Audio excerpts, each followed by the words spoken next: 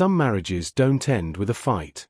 Some don't end with tears, or slamming doors, or long, exhausting conversations in the dark. Some marriages end with a cold smile, a black dress, and 4 words that split your world in two. I'm going on a date. That's how mine ended. Not with grief, with amusement. She laughed at my face when she said it.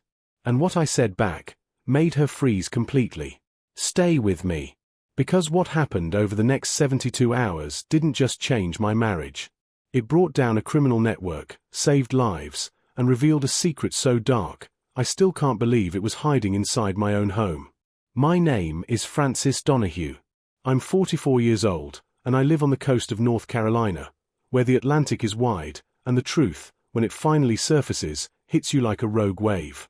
For 15 years, I ran Deep Blue Adventures, a diving center I built from nothing after 2 decades of serving in the U.S. Navy. I know how to hold my breath.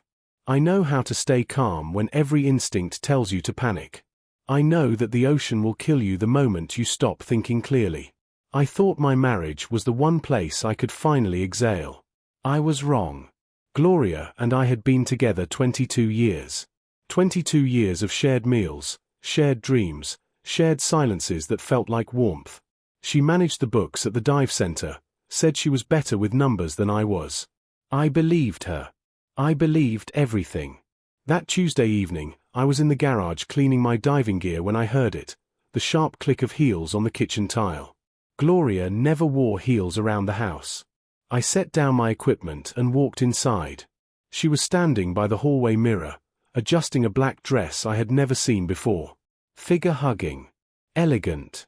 Not the kind of dress you wear to a book club. Going somewhere special? I asked, wiping my hands on a towel. She turned. And that's when I saw it.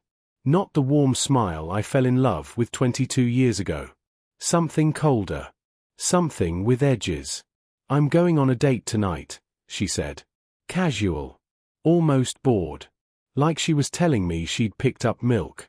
Try not to be too jealous, Francis. The words hit me like a depth charge.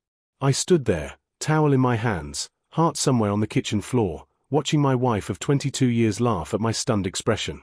Not nervously. Not apologetically. With pure amusement. A date. I managed to say. You heard me. She grabbed her purse, checked herself in the mirror one final time. Don't wait up. I wanted to demand answers. I wanted to ask who, where, why, how long. I wanted to break something.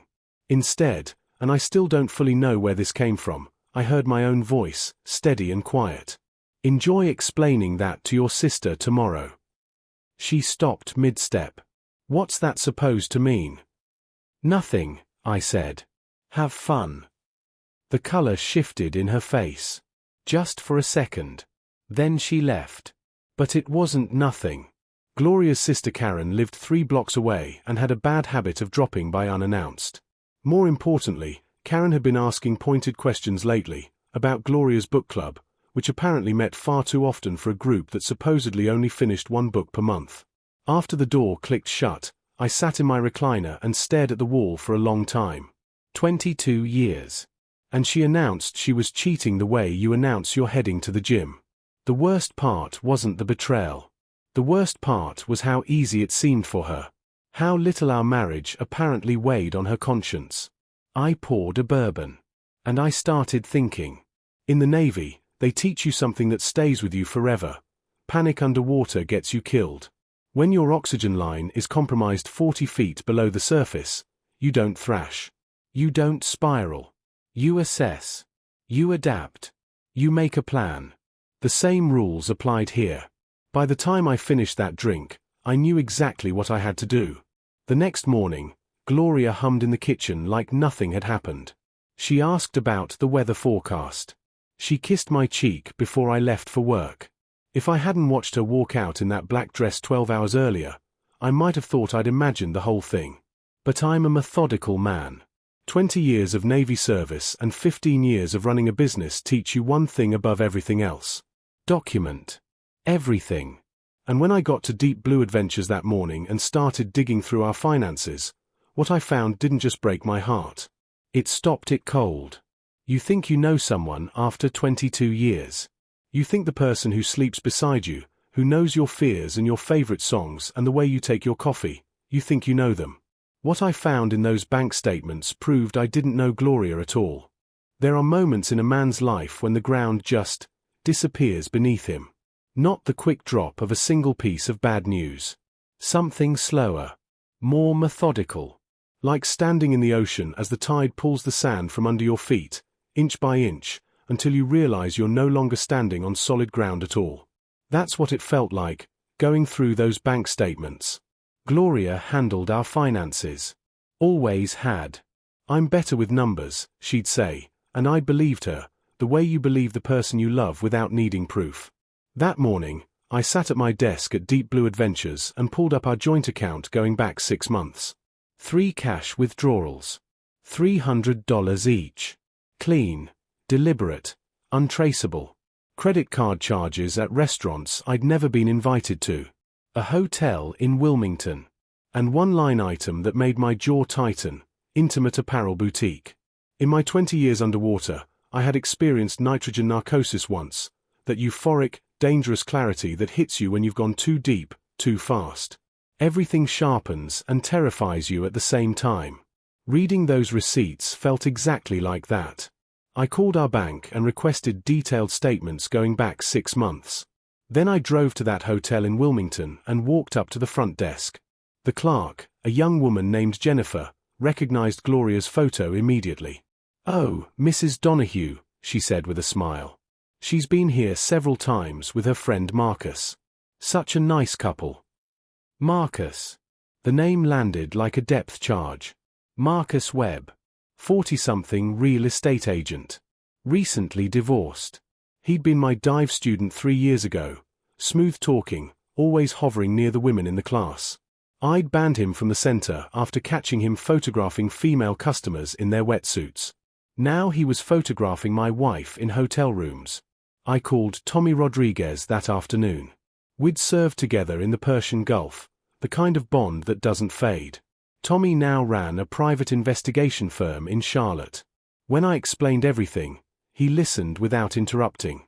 Then he said 6 words that changed the entire shape of this story. "Don't confront her yet. Build the case. This isn't a military operation, Tommy. Isn't it?" His voice went serious. "Your wife is waging war on your marriage, and you're the only one without ammunition. Time to arm up." That evening, I installed a small camera in the living room. Not for revenge, for protection. If Gloria was going to dismantle our life, she wasn't going to take my reputation down with it. She came home late, claiming book club had run long. "Fascinating discussion," she said, not meeting my eyes. "We talked about betrayal and relationships." I almost laughed. Instead, I kissed her goodnight, went to bed, and lay in the dark, planning. By Friday, Tommy had uncovered something that made my blood run cold. "Francis, sit down." Saturday. "Gloria didn't just cheat on you. She's been systematically draining your assets. She took out a second mortgage on your dive center, $200,000, using forged documents." The room tilted. "That's impossible. I never signed anything." "She had help. Marcus Webb works for Coastal Realty. They have connections with mortgage brokers who are very comfortable bending rules. Someone fudged the paperwork." "Where's the money?" "Gone. Transferred to an offshore account last month." A pause. "Francis, they're planning to disappear." That evening, Gloria came home carrying shopping bags. Designer clothes. New luggage. Jewelry. The woman who used to clip grocery coupons was spending money like she was already living someone else's life. Special occasion. I asked quietly. "A woman deserves nice things," she said, holding a silk dress up to the light. "You've been so focused on your little diving business. You forgot I have needs too." My little diving business. The one she'd just mortgaged behind my back. I smiled and nodded. Played the oblivious husband. While inside, Everything I thought I knew about my marriage was quietly turning to ash. That night I called Robertson Chin, my Navy brother turned attorney. "Francis, this is criminal fraud," Robertson said without hesitation. "Forgery. Theft. She is looking at serious prison time." By Sunday, I had emergency court orders freezing our accounts and blocking any further property transfers. And then, Elizabeth called. Gloria's mother. Voice trembling. "Francis, Gloria asked me to wire her $10,000 for a business opportunity. She mentioned moving to Florida with a new friend. Something doesn't feel right." I told Elizabeth everything. By the end of the call, she was crying. And she said something I will never forget. "I raised her better than this. What can I do to help?" In the middle of a betrayal that touched everyone around me, I had found one person willing to choose what was right over what was easy. That's when the plan truly began to take shape. Monday morning, Tommy called again. And what he said next sent a chill through me that no ocean water ever had. "Gloria's been in contact with a detective from Wilmington PD, Ray Morrison. They've been meeting privately." I knew that name. Morrison had a reputation. Cases that quietly disappeared, evidence that went missing, charges dropped for the right price. "You think he's dirty?" "I think your wife has been buying protection. If you'd gone to local police with any of this, Morrison would have buried it." That explained everything. The confidence. The casual cruelty. The way she announced her affair like she was untouchable. She thought she was. "So what do we do?" I asked. "We go federal," Tommy said. "This crossed state lines when they moved money offshore. The FBI doesn't answer to local cops." That afternoon, in a coffee shop an hour outside town, I sat across from FBI Special Agent Sarah Martinez. I laid out everything. And Agent Martinez looked at me with an expression I wasn't prepared for. "Mr. Donahue, you've uncovered something significant. This isn't just about your marriage anymore." "What do you mean?" "Marcus Webb and Ray Morrison have been under federal investigation for over a year. Real estate fraud, money laundering, property theft across 5 states. Your wife stumbled into the middle of a criminal network and just gave us the missing pieces. 22 families. Destroyed by the same operation. And there was one more thing Agent Martinez told me, quietly, at the end of our meeting, that I would not fully process until days later. Marcus Webb had already purchased the equipment needed to sabotage your diving gear. The plan was to stage an accident. Make you disappear. And have Gloria inherit everything as the grieving widow before vanishing with a new identity.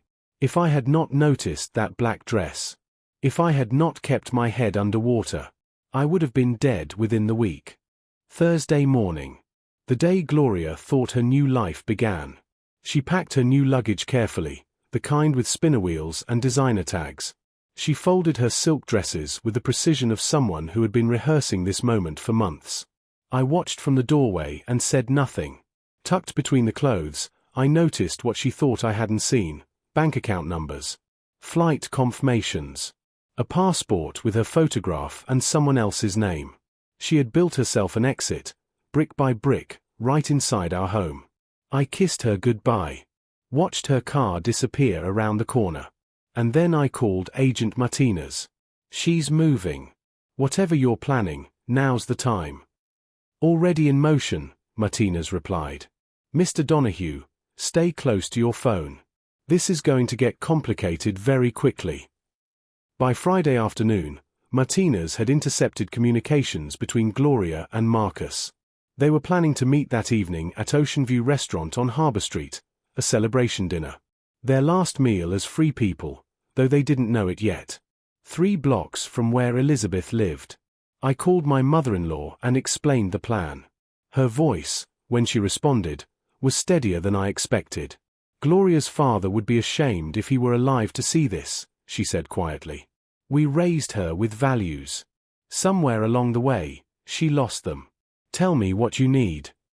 I asked her to call Gloria. Tell her there was something important to discuss about the family.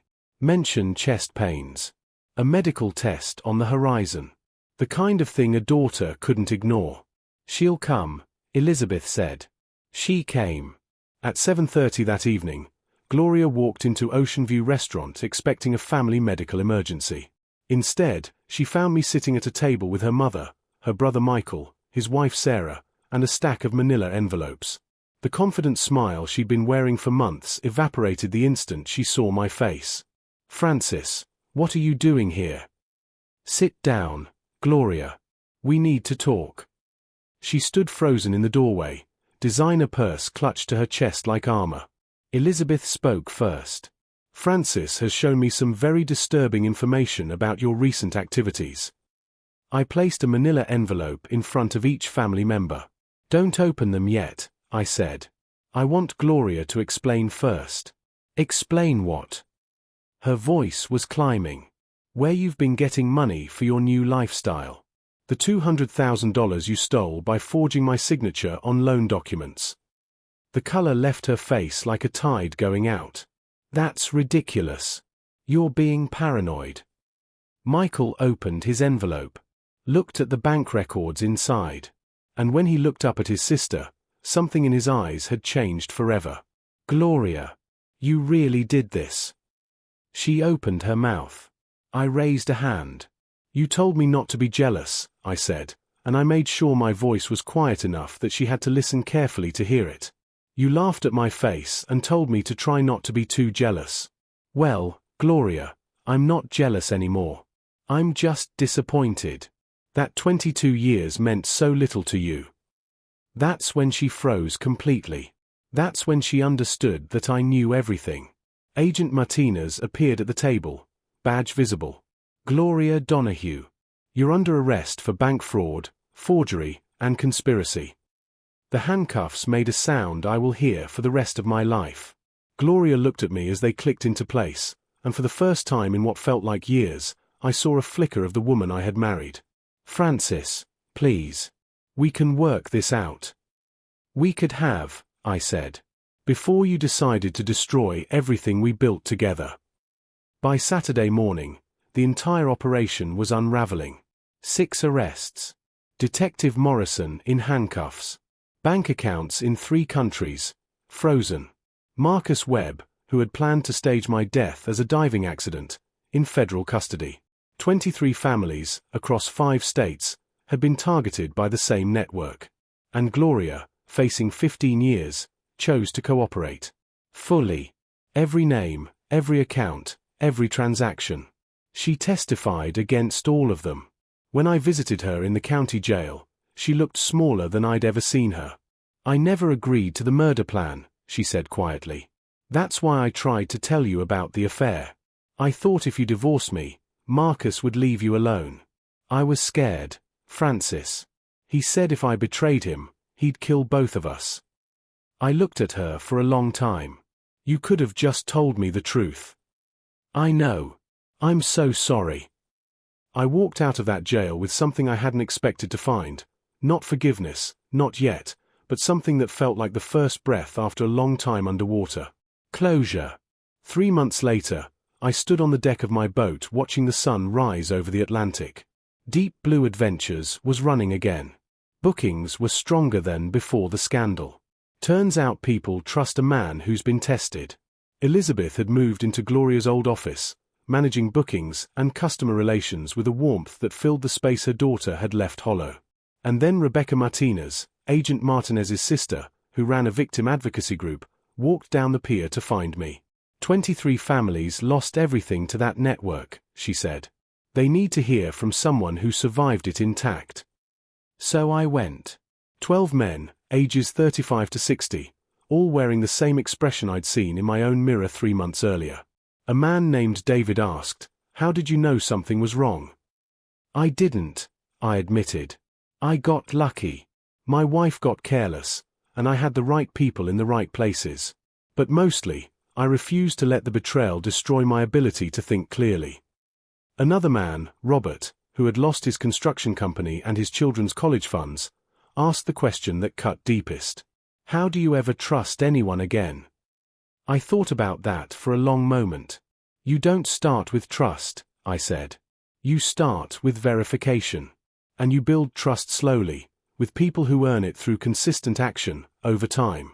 Trust isn't given. It's built. The network of lies that had surrounded my marriage was being replaced by something else. A network of truth. Of men who understood loss, and were choosing, anyway, to rebuild. That felt like the only kind of progress worth having. Speech balloon: if this story moved you, you're not alone. Thousands of people go through betrayal they never saw coming. They question every memory. They wonder if they were ever really known at all. Francis didn't just survive it. He helped 23 other families find their way back. If this story meant something to you, subscribe, because every week we bring you real stories of love, loss, resilience, and the quiet courage it takes to rebuild. Leave a comment. Tell us, what moment in this story hit you hardest? What would you have done? Share it with someone who needs to hear that survival is possible. You never know who's watching this right now, holding their breath, wondering if they're going to make it through their own storm. Tell them, you will. Waterwave: the life lesson of Francis Donahue. When the ground disappears beneath you, don't thrash. Assess. Adapt. Build. Betrayal is one of the most disorienting experiences a human being can endure. It doesn't just break your heart, it rewrites your past. It makes you question every memory, every moment, every quiet evening you thought was real. But Francis taught us something more valuable than revenge. Panic underwater gets you killed. The moment he chose clarity over reaction, documentation over confrontation, and truth over the comfortable lie, he didn't just save his business and his freedom. He saved 23 other families too. The deepest lesson isn't about detecting cheaters or gathering evidence. It's this. The people worth trusting are the ones who choose what's right over what's easy, even when it costs them. Elizabeth chose her son-in-law's safety over protecting her daughter's secrets. Tommy chose loyalty over comfort. Francis chose truth, even when the truth was going to hurt. In the end, that's what rebuilt his life. Not the money recovered. Not the arrests. Not the headlines. The quiet, deliberate choice to surround himself with people who told the truth. That's the foundation no one can forge documents to steal.